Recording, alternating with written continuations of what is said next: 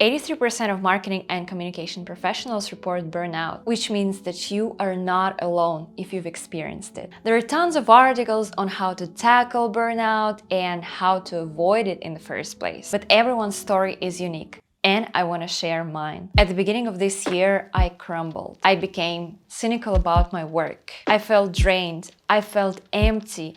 I had zero motivation to open my laptop and produce any meaningful results. I would also wake up in the middle of the night with anxiety attacks about this upcoming marketing webinar that I was supposed to run. And the worst part, I could not be honest with myself.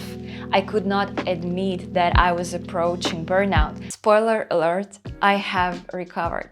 And looking back, I can see that there were clear signs and patterns of the approaching burnout. I wish I could spot them earlier to avoid this stage. Why did this happen? Marketers are... Some hair? Let's do it again. Marketers are under a lot of pressure to drive numerical results. The current recession surprised us with a huge number of startups that failed to raise an investment round, and in most of the cases, marketing departments were to be blamed.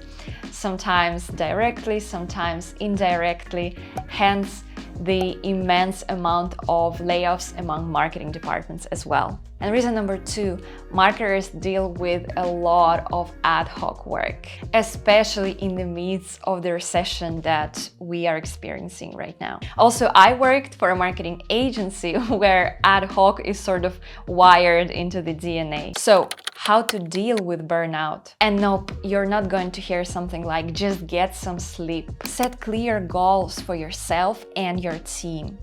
And marketing goals should always be derived from sales goals. Just a friendly reminder.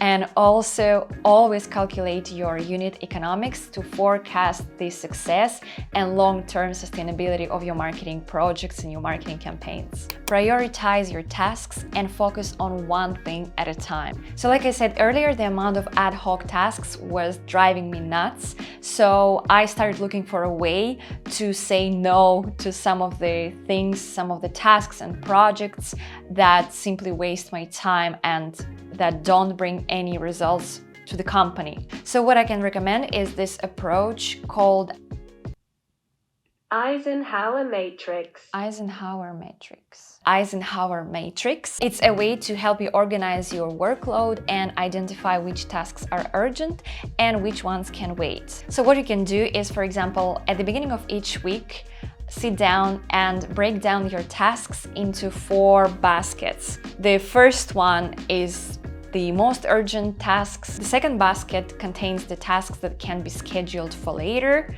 The third one is something that you can delegate to others that does not necessarily involve your involvement. And the last one, anything that you can completely forget about and simply delete forever. It should feel just so satisfying. The next tip, do not compare yourself to others. Here I want to reference one of my most favorite books of all times, Notes on a Nervous Planet, How to Be Happy. Do not compare yourself to other people.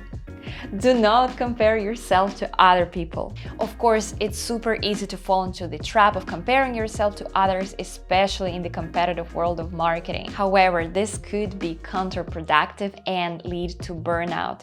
Instead, focus on your own achievements and celebrate your wins, even the smallest ones. Create an achievement folder. So I have created this folder on my desktop where I store any screenshots of some positive feedback from customers, from my manager, and essentially any wins I am proud of.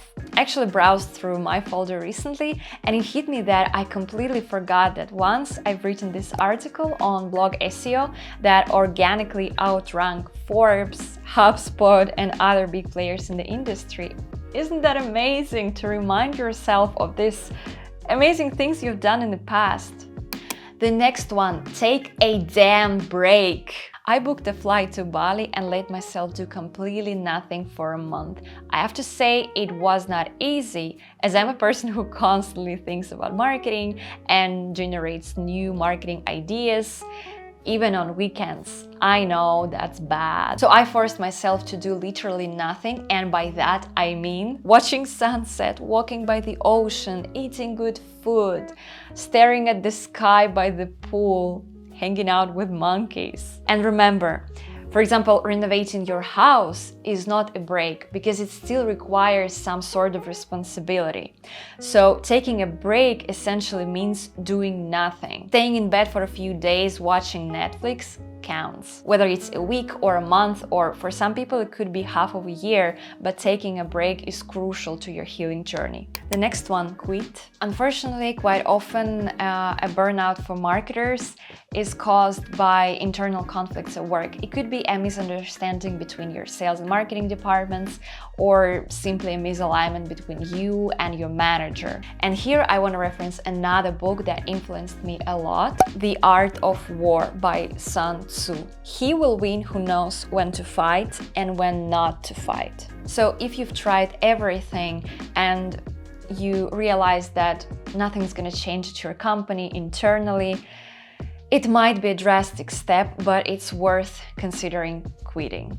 Of course, make sure that you have a plan B and some savings, at least for the beginning, but your mental health should always come first.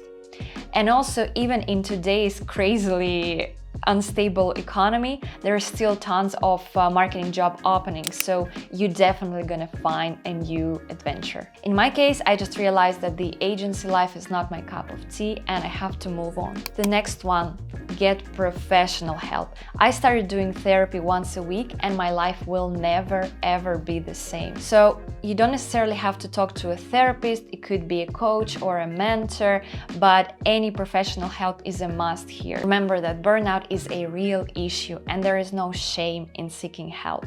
So that was my own story and my personal way of healing. Let me know in the comments if you've experienced something similar in your marketing career. Send this video to your friend who needs to watch it. And thanks for watching. As usual, see you in my next videos. Bye bye.